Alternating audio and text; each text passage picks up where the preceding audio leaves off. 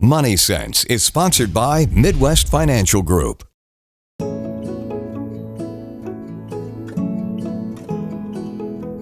This week's financial tip is for those who are wondering what to do with any extra money they may have stored up. Having extra cash is always a good feeling, but what you don't want is the feeling of that cash burning a hole in your pocket where you want to spend it all. One suggestion would be to either start or add money to your emergency fund. Unexpected things do happen, and it can be a lifesaver to have that cash available. Next, if you have a high-interest credit card, now would be the time to pay off the balance. Another way to utilize the money is by exploring different investment options. And finally, it's always a good idea to lean on a financial expert who can help with any questions you may have.